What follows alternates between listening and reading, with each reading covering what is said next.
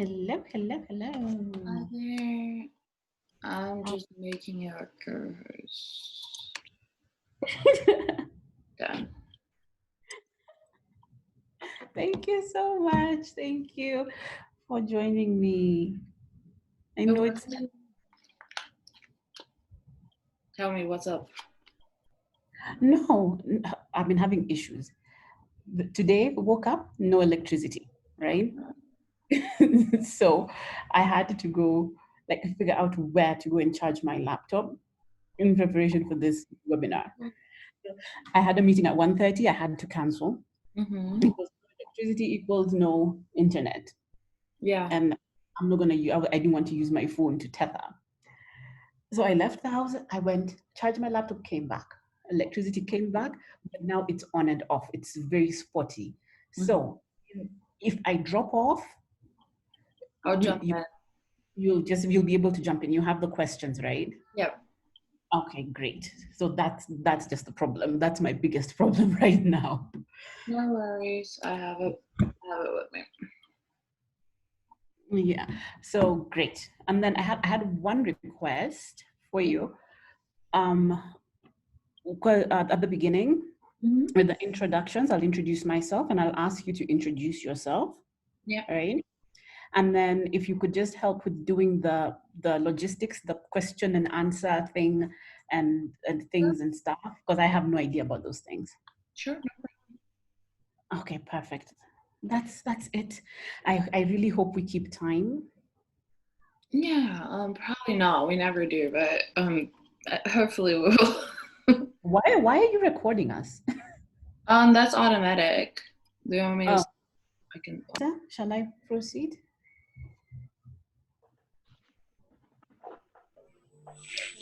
start. Okay, great. Okay. So I would like to welcome you all to today's webinar hosted by Outright Action International. I am Yvonne Wamari, the Africa Program Officer for Outright Action International. I'm joining you from Nairobi, Kenya, and I'll be moderating today's discussion. And I'm assisted by my colleague, Louisa. Louisa, would you like to introduce yourself?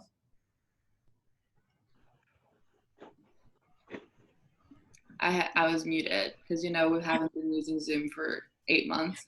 Hi everyone, my name is Louisa. I also work for All Right Action International here at a UN team based in New York City. It's wonderful to have you all here, and I'm very excited to listen to all these panelists. So Great. just a little admin stuff. As I said, you can introduce yourself in the chat. Remember to put all panelists and attendees.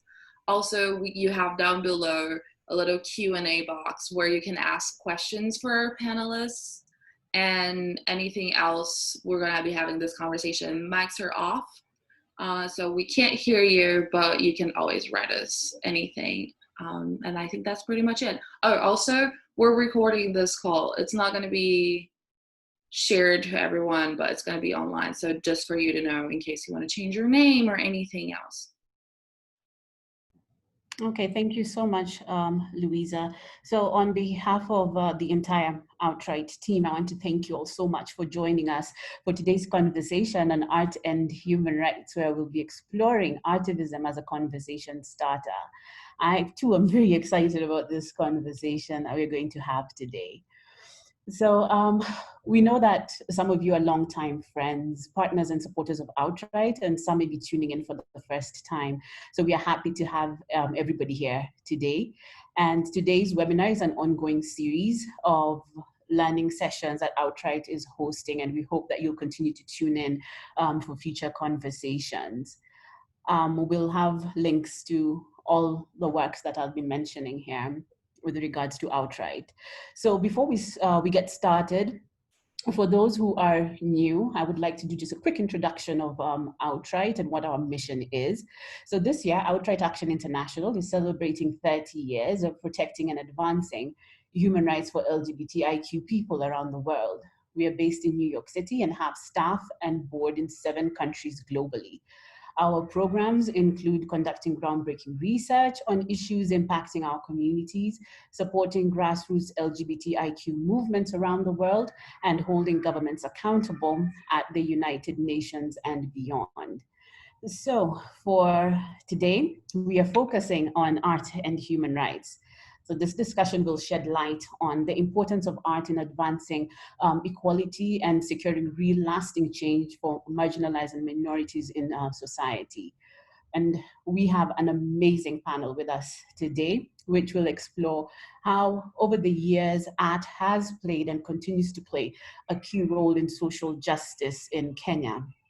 So the panelists will also explain the link between their artistry and truly making a difference in acceptance of LGBTIQ persons in Kenya.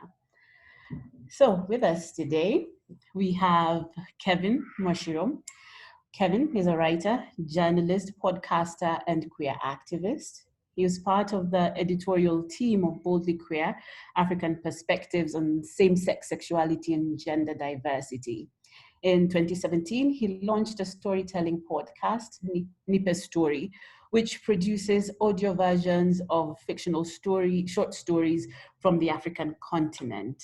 Kevin is a co-founder of the Out Film Festival, which is the first LGBTIQ film festival in East Africa. Thank you and welcome, Kevin. Then we have with us Javan Ofula, the co-founder of Mtoto wa Dandora, translates to Child of Dandora, an NGO in one of the informal settlements of Nairobi called Dandora. He is also the founder of Hip Hop Cradle, a movement that champions for growth of artists. And for 2 years, Javan has been at the helm of organizing concerts to champion youth issues. And these events have brought together over 2,000 youths to express themselves artistically, talk about their challenges and the possible solutions that have been adapted over time. Welcome, Javan. We have, we have Kawera Wirichiam. Kawera is a queer African female visual artist with a innate desire to change the world through beauty that inspires and educates the community.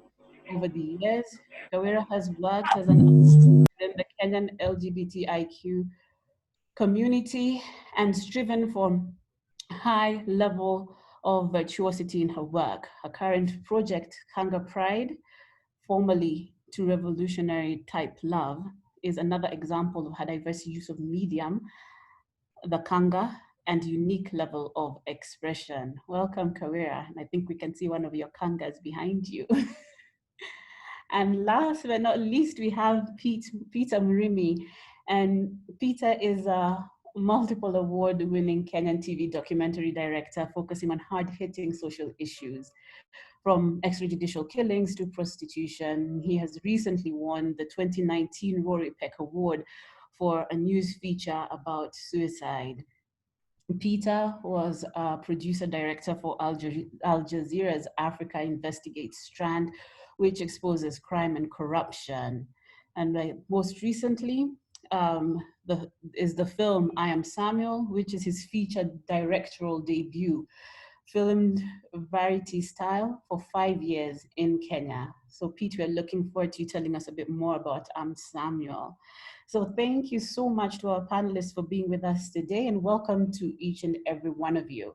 So we'll just, I'll just jump right into it, into a discussion for today with the first question to all the panelists. As we set the stage for more in-depth discussion, maybe you could tell us a bit more about the medium of art that you use and why, essentially.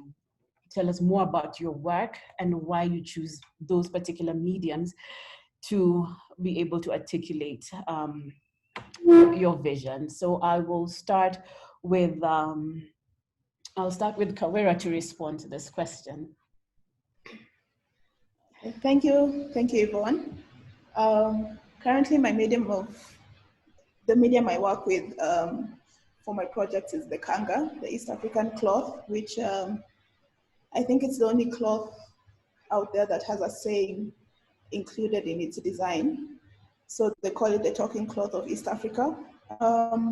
So what inspired me to use it is that actually I was at a I was at a friend's wedding a while back, and they have this cultural practice where they lay down the kangas to receive the bride and take her to her groom.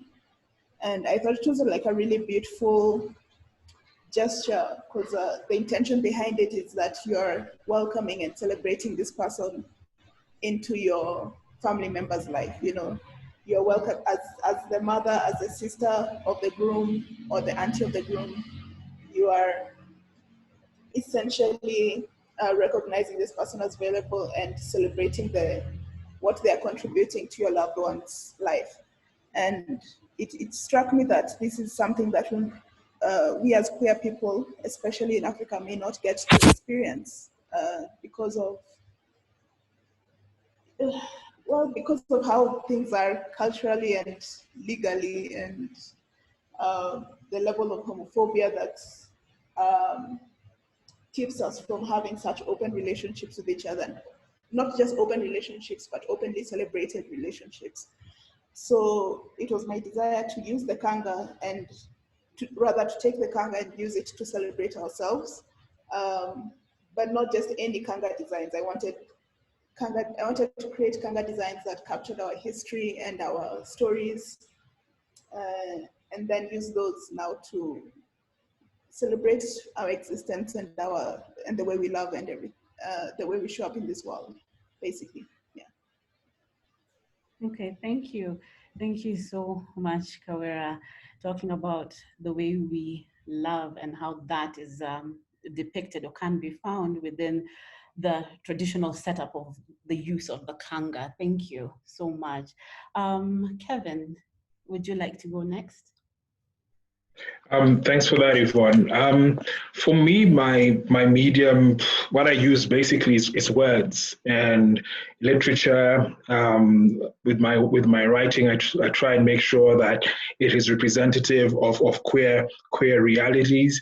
And the podcast Deepest Story is open to any form of African writing, short form of African writing from the continent. But I'm also very keen to make sure that there's fiction that reflects queer realities. So for me, that is it. And with my background as a journalist, I've always endeavored to make sure that queer stories across the continent here in Kenya are covered objectively.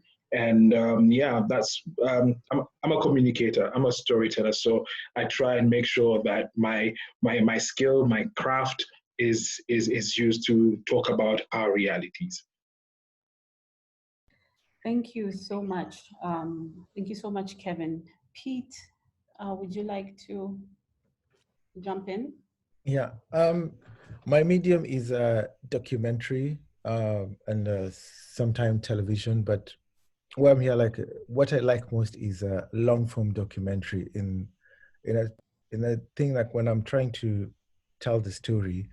Um, First of all, it's really important that it's not only my perception, but also the perception of the character that I'm working with. And it's really important for me, like eventually what happens is to get to a level where the relationship with the characters that I'm working with is really strong. And also their voice becomes part of the narrative.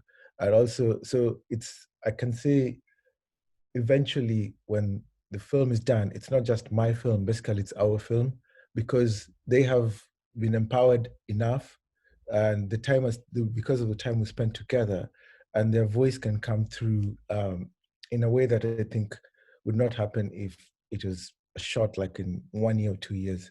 So I could say that is primarily my way of working, is making that connection and make sure their voices are empowered to come through so that the rest of the world can see the perspective from their eyes and not just my eyes. Yeah.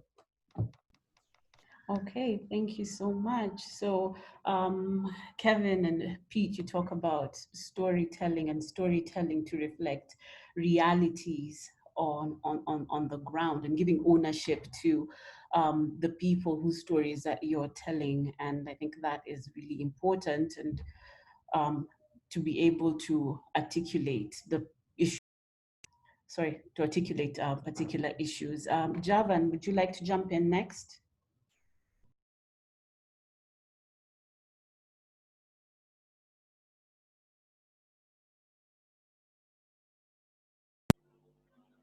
Hello? Sorry, Javan? Yes. So my name is John, also known as poet, also a writer. And I've been doing poetry and writing for the last 4 or 5 years, but I only started to Sorry, Javan, we can barely hear you. You're breaking up. Maybe you want to try without the mouthpiece. Are you hearing me now? We can hear you, but it's not clear. Oh, let me maybe just try another earphone, because I can't use the one. Okay. So as you can try and speak again, Javan.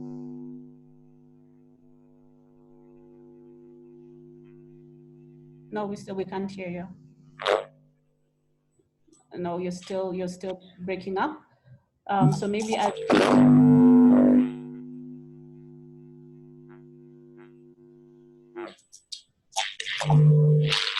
Okay. So maybe Javan, as you try and work out the audio issues or your microphone, we can just move on to the next set of questions to our panelists. So Pete, maybe I'll start with you first. Listening to your response about the work that you do and having read much about what it is that you're... Can you hear me? Oh, okay, fine. Javan, you're back. Okay, good, that's much better. Yes, we can hear you.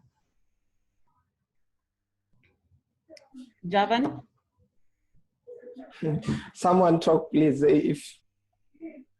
so that I confirm that I can also hear you. Javan, can you hear us?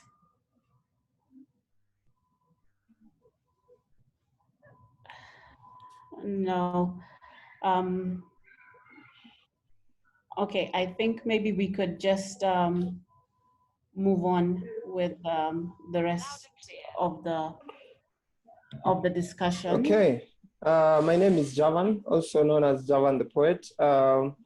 I've been writing for the last 4 years, but I only started to perform actively for the last 2 years. So I've been performing poetry and rap music. And for me, this has been the form of communication that I think is active and also powerful enough to pass info past, not many people can access books, neither not many people can read as is presumed that.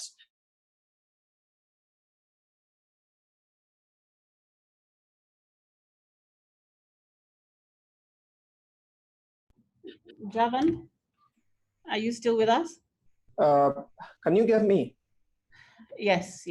Yeah, so there are so many documents, powerful documents that are not really reaching to the people as it should be. So coming.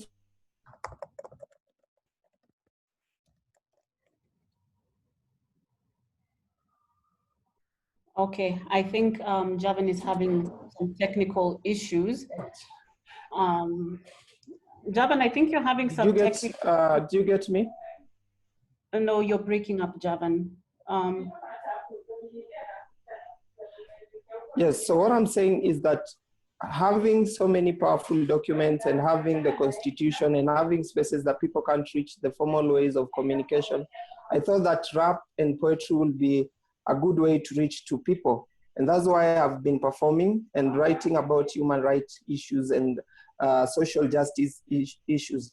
I've been also working with a pool of artists that come from over 16 informal settlements of Nairobi, so that we just not only work around arts and poetry and rap music, but also work with the actors, work with the people who do graffiti. And this over time has proven to be a powerful tool of communication, because also it mobilizes people around conversations that many times are perceived to be very hard. And coming from a background of cultures that are very, very conservative, it's only easy to come up with a creative or a smarter way of saying that one or many hard things that people wouldn't want to listen to in a formal setting or in a formal setup. So poetry and rap music has really shown me that we have other forms of communication that people can listen to without, focusing their heads that I'm going to sit down and listen, but you can meet with it in the matatus, you can meet with it in whatever space you are. So that is the form that I've been using as a person. Okay, thank you so much, Javan. You've Thank spoken you. about so many different mediums that you're using. You talk about poetry, rap, graffiti, and all this just to be able to start conversations, these hard conversations you're talking about in a conservative culture. And I think that is amazing. The work that you're all doing is very amazing. And I want to dive in a bit deeper with the specific questions for each of the panelists and the work that you're doing. So I'll start with you, Pete. Listening to your response and having read a bit more about the work that you have done, you've focused a lot on social issues that most people would shy away from, be it, Al-Shabaab, stories around Al-Shabaab and suicide and prostitution, and even LGBTIQ issues. So my question to you is, like, why do you choose to tell these particular stories? And what is your motivation behind it? I don't think I'm attracted. I don't think I've consciously I've put myself in a box that these are the stories that I want to do. I just find, and it's a case by case thing, but I just find I'm pulled to tell certain kinds of stories. But what I think is more important is, especially for me, as we know, in this globe, there's diversity, and I feel, especially as a storyteller, I'm in a very privileged position to be a bridge to different cultures, to different religions, to different races. So I find it's really important especially for me, is to bring this commonality and draw these lines that we have, because we have so much in common than we think. And I find it always a really good challenge for me to make these connections happen, where someone who's completely different from another person, when they watch the story and that is me in so many other ways.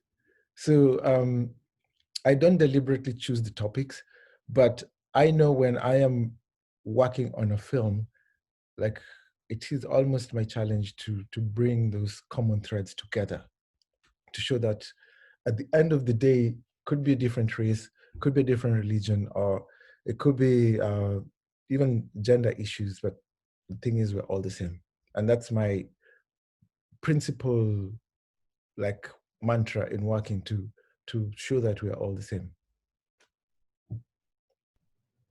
Okay, thank you. Thank you so much. And yeah, I think within society, and one of the things that causes conflict within society is people are not willing to embrace the diversity that exists. Even just as human beings, we are all very different, and people are not usually willing to embrace that diversity. And definitely through the stories that you tell, we really do hope that we will start to see the social change, because you do touch on some very hard-hitting issues that need to be addressed. Thank you so much, Pete. I'll move on to Javan.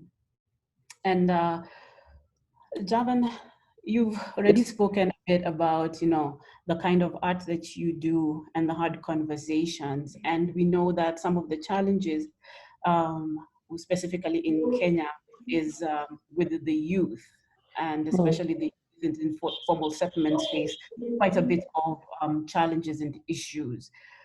So building on the topic of social justice, and you have been very vocal in championing for the rights of the youth, but also offering the youth space to be able to tell their stories and own the the the the reactions and own the things that are put in place in order to make their livelihoods a bit better. Why is this important to you? So thank you, Yvonne. And as you put it clearly, that has just and has always come to me as part of my life. It's not something that I really struggle to put to action. It's because also in the space that I lived, I've experienced lots and lots of injustices in a way that I continuously ask, what is the government doing? What is the constitution for? What are the policies that are already set down for, if then they cannot work for the people to make their lives better? And not only the young, the old, the young, the children, everybody is suffering. But now the age group that I can really relate to are my peers. And these are the youths who on a daily basis face violations from the police, face violations from the government. Most of them are not employed, face violations from,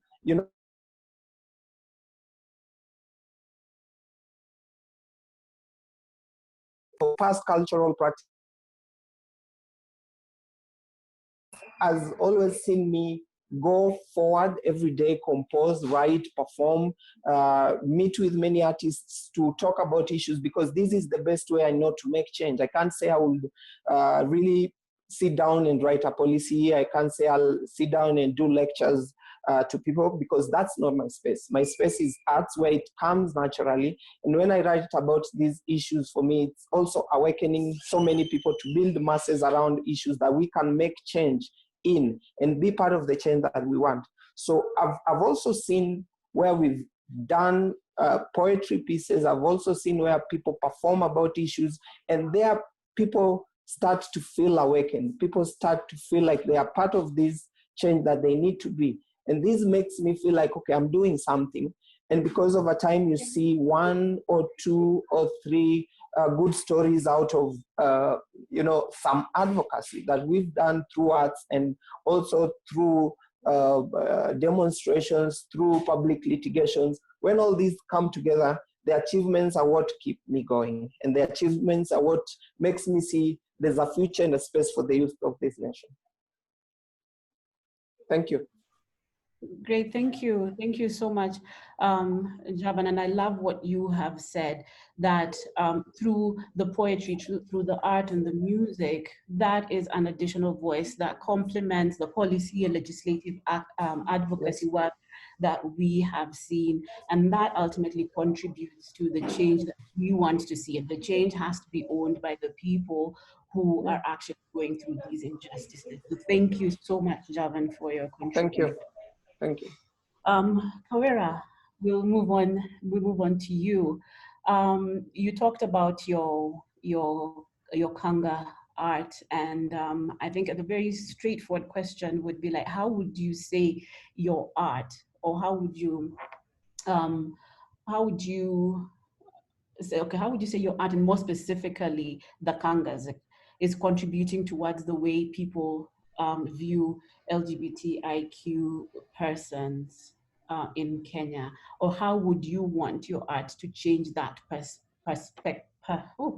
perception that people have of LGBTIQ people? Okay, thank you, Yvonne. So my intention with my work is to create a very personal kind of revolution, because I do believe if there's going to be any change in this world, it has to be a personal change. The work comes from the inside out, so to speak. So what I try to do is inspire. I speak to the community. I don't generally speak to people outside of the community and try to educate them about us. I speak to the LGBTI community about the LGBTI community, and I try to share our history, our beauty, and it is my intention that we are able to see this and that we're able to celebrate it in ourselves, and that will give us the confidence to show up more fully in the world, and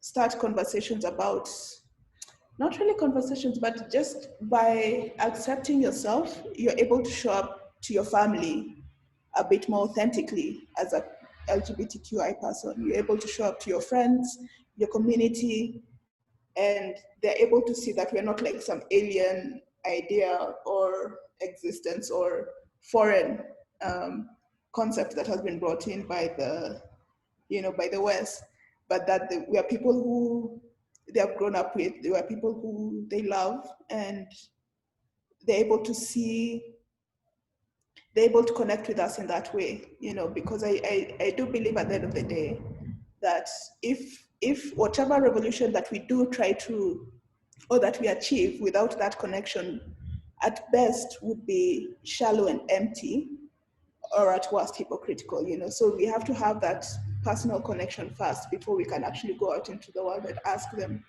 or rather demand to be accepted when we haven't really had that internal adjustment ourselves. Thank you. Thank you, Kawira. And that is, most of the times, we speak about being accepted by society and never really that self-acceptance. And I like that you bring that out, because it's through that self-acceptance that we do have the confidence to celebrate ourselves and to stand out there and be able to articulate and speak about our issues and challenge misconceptions. So I think that is really amazing that you brought that to the forefront. Moving on to Kevin. And so over the years, you have provided numerous platforms for storytelling. How important is it for you to give a voice to the LGBTIQ individuals to tell their stories? And what do you hope to achieve through that? Thanks, Yvonne, for that. For me, it is important to tell our stories because room at one time where there was only one type of story being told about queer individuals, and it was so steeped in one type of queer reality. And I realized, but there's so much more to that reality. And I endeavored, even as my time with the BBC, make sure that our stories were told with dignity, were objective, and would be stories that even I would want to be involved in. And I think I have carried that all along, not just with stories from our community, but through all the stories. And I keep on saying that I'm a custodian of people's stories, even when it comes to hard-nosed journalism.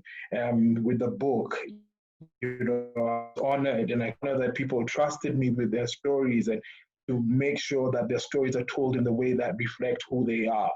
And I think for me, my purpose is to make sure that our stories visualize us. I would like to make sure that our stories visualize and normalize our existence, and just to show people that we are human beings, we are Kenyans, we go through the same struggles like everyone else, and forgive the cliche, we have always been here. And I think it is important that for me to do that, and not just for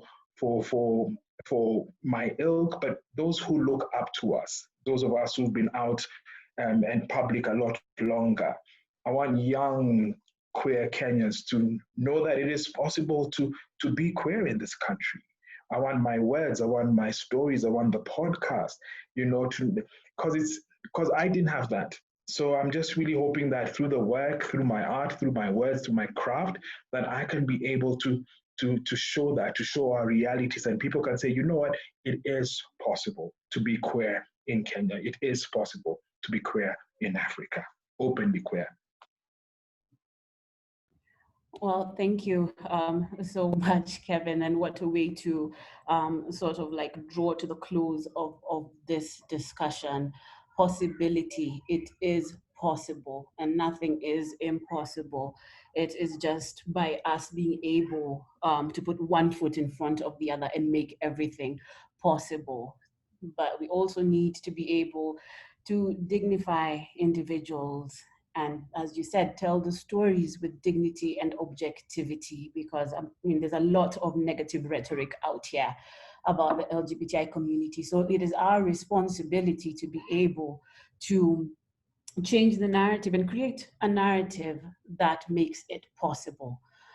Thank you. Thank you so much to our panelists for the very intriguing discussion that we have been having.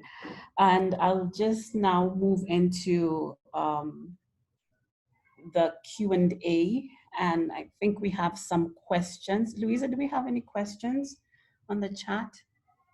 Yes, we have Stephen. Thank you, Stephen, for your question. Stephen asked, at what point does art become a conversation starter?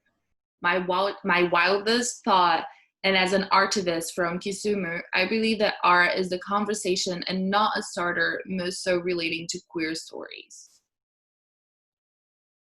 Okay, thank you, Louisa. And I don't know who would like to take that, to respond to that question. Maybe I'll do Kevin and Javan. Okay, let me maybe share from a point of experience. And it's a very good question that they're asking. So for example, let's talk about the LGBTQI conversation that is not always had within our communities. And you walk into a community and you want people to, you know, be attentive, to listen, to share, to take part in. How do you have these people come around that particular conversation?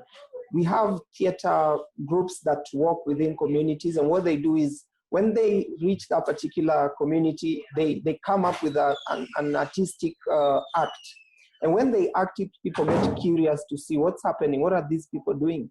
And there are two ways. So when you do that, people collect around to listen to whatever the act is. And in that particular scene, you can be passing that information already. Secondly, when people come around that particular issue, you could have acted something that is non-related to the topic that you really want to talk about. For example, the LGBTQI conversation that is not always had. So you come up with a conversation that that community feels dear to. So when they collect around that particular act, then you get into that other conversation that you want to have with them. And that, for me, is a conversation starter in this particular scenario. And it has worked. We've proven it over and over that it works. Thank you. Okay, thank you. Any other panelists wants to weigh in on that response? I think for me, it's there are no hard and fast rules. You know, then you can appreciate both. Sometimes some is just art and some is just conversation. And I'll use my book. For some people, it was important that those stories opened doors for further conversation. Whether it was a great book or not, but I know it was important that the book be there so that people can be able to have that conversation about our realities, about being queer in Kenya. You know, and there are times that it is just purely art. So I think it is important that we just look at it for what it is and eat in it. You know, art is so subjective. So people should just take away from it what they want to take away from it. I'll just, sorry. Go ahead. So something that maybe we just, a good example is the movie Rafiki in Kenya. It has elicited really big conversations around this particular topic. So that is one. Before Rafiki, people could not talk about LGBTQI, and it's very easy to just share the movie and tell people, watch this, give a comment, leave a comment. So that is also one type of form of arts. Okay, thank you so much. Pete, you wanted to weigh in? Yeah, no, I was just saying, and this is from personal experience from the film that's now in the festivals, like I Am Samuel. Basically, for those who don't know about the film, it's a film about Samuel who is gay, and there's a big part of that story. It's about the relationship between him and his father, and how that relationship struggles, but eventually they resolve it in their own terms. So, because as I say, sometimes, especially the work that we do is basically looking in the mirror at society. And there's a father who reached out and is like, thank you so much. Now I understand my son. And it's like, I was exactly like Samuel's father. And like this film has helped me understand my son much better. So say like, thank you, thank you. And I find that sometimes is the role of documentary. It just helps you look at yourself or look at the other party in a personal relationship or in the society uh, from a view that you'd never even consider looking at, or and have empathy and connect with it. So I find that's a useful way of art and the work that we do. Okay, thank you so much, Pete. Any other panelists would like to weigh in on that discussion? Kawira? If I could say something, it would be more in the line of what Kevin shared, in that art is very much, but it doesn't have to be placed in a box of one or the other. You know, it's not a conversational starter and it's not a conversation. I feel like it's both, depending on the audience and the perspective of the person coming in. Because if you are part of the community that is involved in creating that art, then it is part of the conversation. But if you're coming in from the outside, then you'd consider it a conversational starter. So it really doesn't have to be one or the other. Okay, thank you. Thank you so much, Kawira. So I think that's great. So maybe we'll, next time if we have such a topic, we'll change the heading of our topic, not conversation starter, both conversation and conversation starter. So I think we have another question. Louisa? We have a question from Tabitha Sayo. Sorry if I'm saying the names wrong. Apologies. Poverty, corruption, and bad governance are easier to portray through arts. Curious to find out how we use this space to educate, destigmatize, and voice support for harder, red hot button conversations on safe abortion, LGBT, contraceptives, etc. And I can get another question as well. From Peter Irungu asking, to what extent is art resource as a key component of conversation starters and social change, or why is it still seen as periphery to other advocacy and social change methodologies? Okay, thank you, Louisa. Who would like to respond to the question from Tabitha and the question from Peter?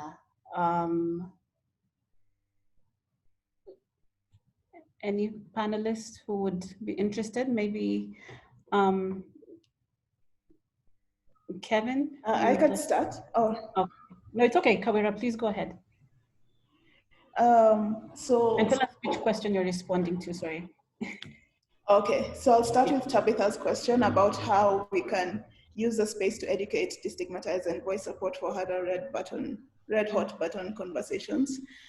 The fact is that the more a topic gains exposure in the mainstream mind and basically the mainstream mind and concept of that people have,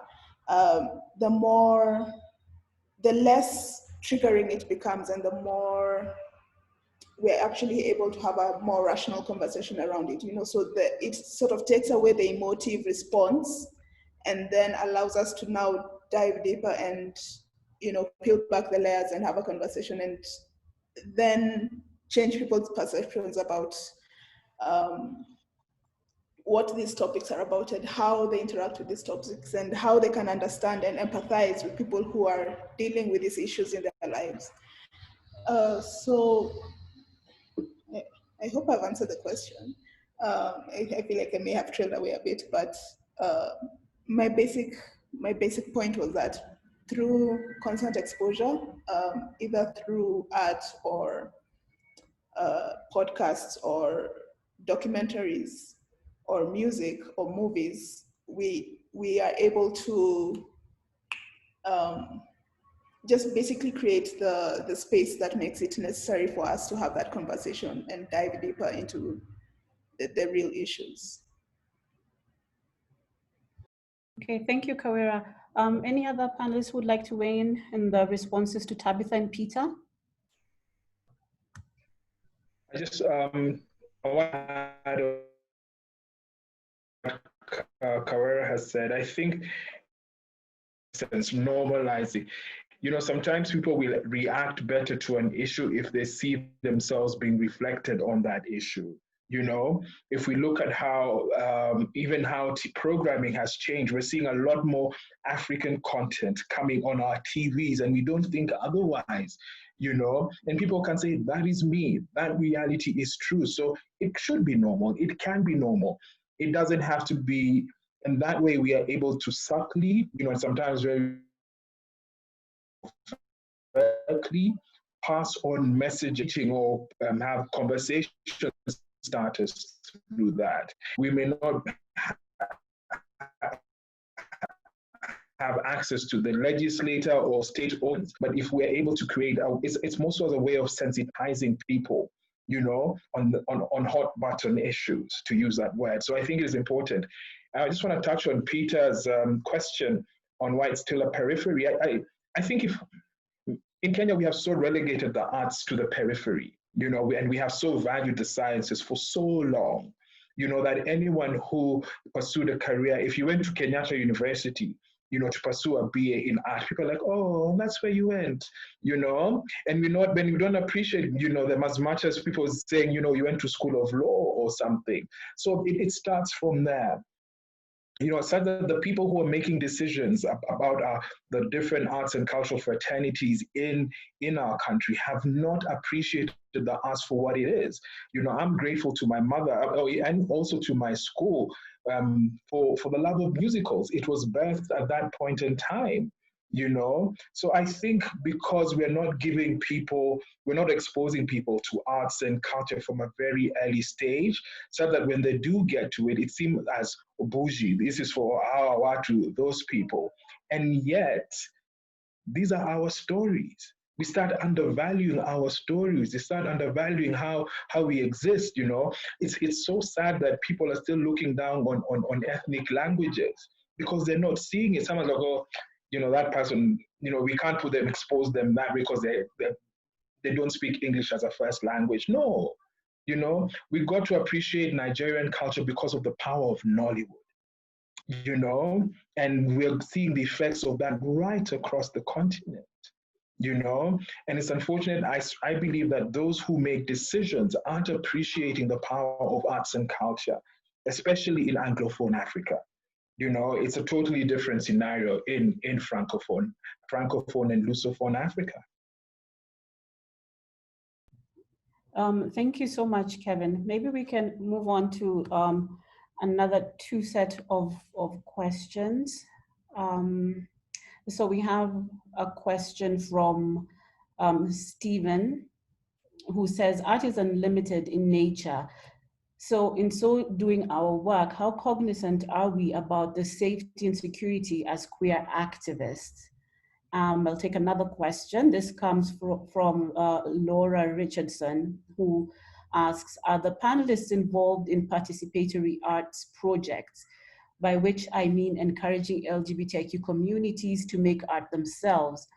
As a retired art therapist, I'd be really interested to hear and see more about this kind of work. So we can take those two questions. And I don't know who would like to go first. I don't know, maybe Pete. I think the question on safety and security would be a good one for you to respond to, given the work that you do. You do. Yeah, so especially for the work that you do, like on top of the list is safety and security, but also safety and security in a sustainable way. Because once the work is public, that means the people that have worked with, they're at risk. So we normally work together to come up with a permanent solution for both them and us that works, and basically it's just we come to a mutual agreement where it's like they benefit. It's a better environment than they were in, and also it helps with the activism and the message comes out. So it is, when you're telling a story, you have to factor in after the story is out what is going to happen, and you have to deal on it on a case-by-case basis, because every individual circumstances are different and varying. So it's something that we always factor in, and also it's a long-term process, even sometimes 2 years after the film is out, like we're still dealing with safety and security. So it's important, and we deal with it, but on a case-by-case basis. And then I wanted to answer Laura's question as well. Because what has happened, I've noticed, especially with filmmakers, you cannot just make a film and then that's the end. Like at the moment, we're in the process of releasing I Am Samuel, and we did a study after we had locked the picture, basically like, how can we work with so many people on the ground to have the biggest impact as possible. And when we were talking with, especially because our main character is from Western Kenya. So when we were talking with the community in Western Kenya, they were like, we would like to be able to tell our own stories. So what we're doing, like eventually we'll have an outreach plan. There'll be a component about training and empowering the local people in the grassroots to be able to tell their own stories, so that even I don't need to do it anymore. Like they can do their own stories in their own terms and put it out however they want it. So that's really important, and we're incorporating it as part of our impact and outreach for the film. Okay, thank you. So I'm just going to take, in the interest of time, I'll just take two quick questions. So one is from Guru, who asks, who says, thank you all for taking the time to share this often forgotten critical aspect of visibilizing LGBTIQ lived realities.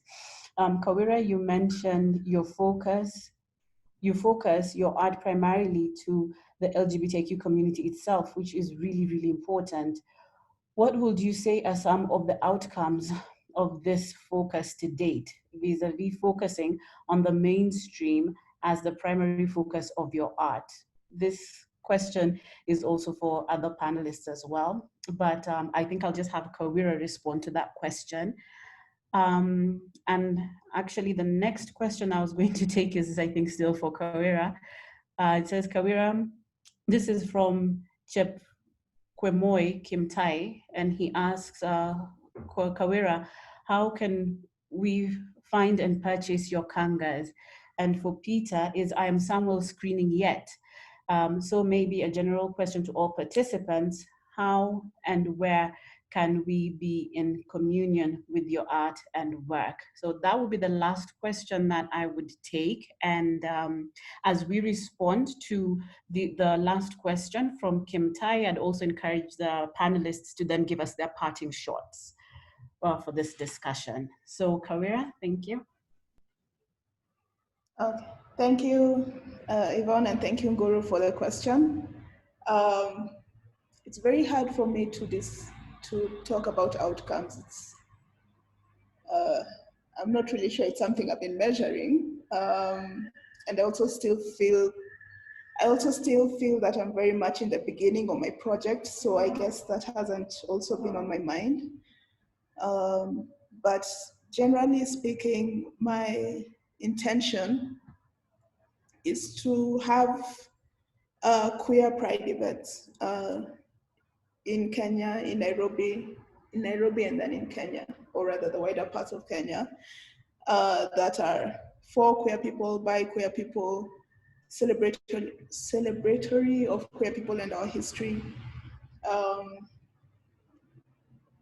Past that, I haven't really, how do you say, outlined my thoughts or my intended outcomes.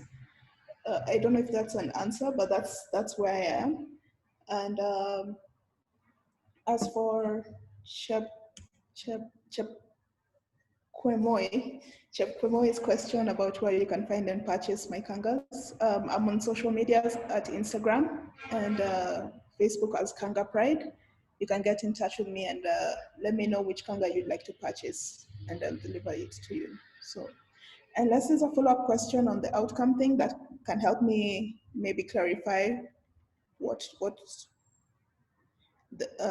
someone may want to hear or want to know more about. That's the best I can give right now. Okay, thank you so much, Kawira. Maybe you can share with us your parting shot as we move on to the other panelists in response to the question that Kim Tai asked.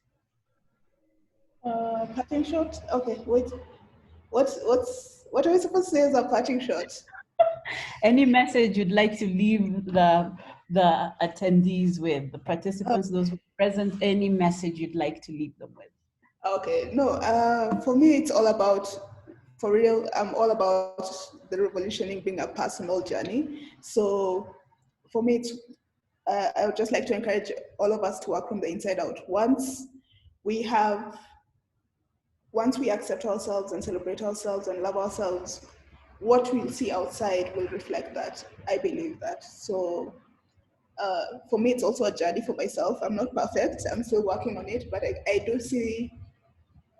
can see that when I exercise those muscles, things change for me, and that's what I want to see in this world.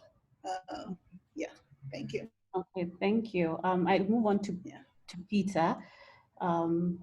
Question was also directed to you as well from Kim Tai.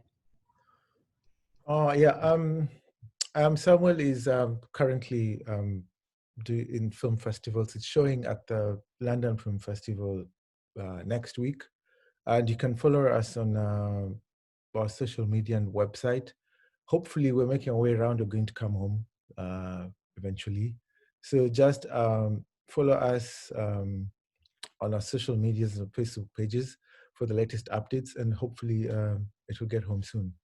So, and the parting shot, I would just say, especially, I'll talk more about the last project that I did called Samuel. And to me, I think it was like really enriching experience for me as a straight African man to do it, because I learned I have so much in common with Samuel. Basically, we have so many connections. Like his struggles he deals with his father is the same struggles I have with my father. And so to me, it was this showing how similar we are. And I'm hoping this connection that I made is the same connection the viewers would have when they watch it. And it's just hoping I'll enrich the debate, I'll enrich the struggle with this. Not say we will, because it's Samuel's film as well, because his voice comes through. And hopefully it will really help. That's all I hope, because it was really an honor and a pleasure to work on that film. Oh, thank you so much, Peter. Javan, maybe you can give us your parting shot and let those present know where they can access your work. My parting shot is, of course, just to say that there's no big conversation that can't be had. Like I've seen many times and many instances where people feel like, no, this one we cannot talk about it now. This one we cannot talk about it as Africans, as people of our cultures. And I think there's no big conversation that we can't have to see what are the nitty-gritties that make whoever is part of that conversation whole, because then we need to also understand people around us. So for me, the parting shot is there's no big conversation that can't be had. And if we can't have a conversation, then we don't, of course, have a solution. And for those that would love to interact with me and my work on Twitter, it's at Javan_the_poet. On Facebook, Javan the Poet. On Instagram, Javan_the_poet. YouTube, SoundCloud is Javan the Poet, and I'm looking forward to having more conversations and, of course, also making more contents from. I've seen in the chat box that there are so many stories that people have that still need to be shared out here. So I'm looking forward to more of these. Thank you. Thank you so much. And please feel free to put your social media things, what are they called? Hashtags and stuff in the chat box so that we're able to access them. So for the panelists, if you can do that, then people are able to then follow your work that you're doing. So last but not least, Kevin. Thank you, Yvonne. And I just want to say support the arts, support queer artists, support queer art. And I think in this region, art is still so undervalued and still operates under the radar rather. So let's just exploit the fact that it's not under the close eye of the state, to not just champion matters on LGBTQ rights, but also to champion matters of justice, social justice. You know, we're seeing a lot of young individuals use social media beautifully and creatively. It's a beautiful and magnetic. It's a beautiful space and dynamic space. Let's support that. You know, let's support the work of Kenyan artists, and let's use that as an avenue to fight for social justice and inclusion.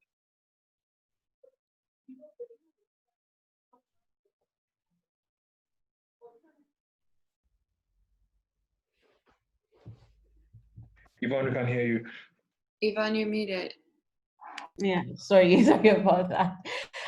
Thank you so much, Kevin, and thank you so much to all the panelists. I know we are running behind on time.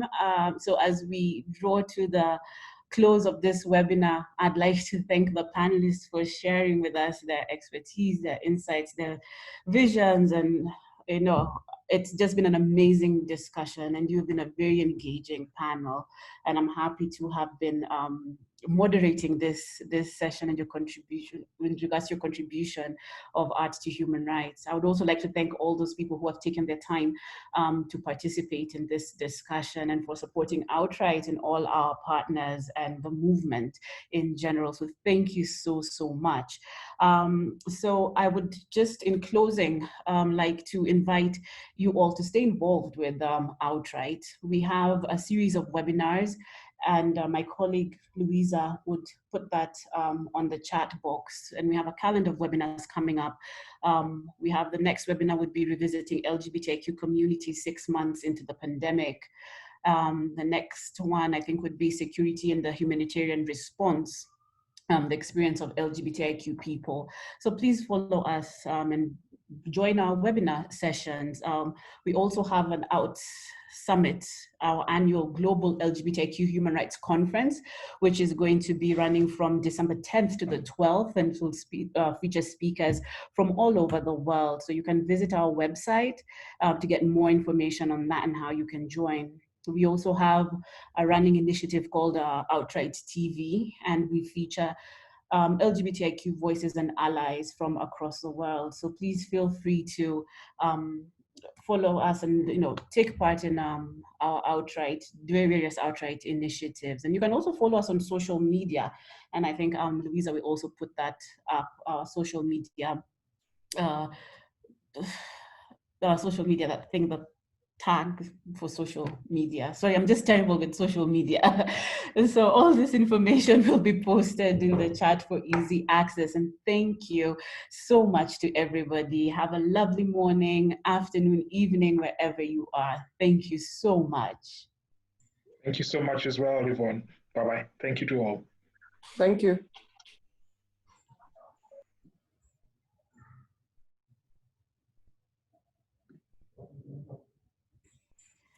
So wonder if people have dropped off.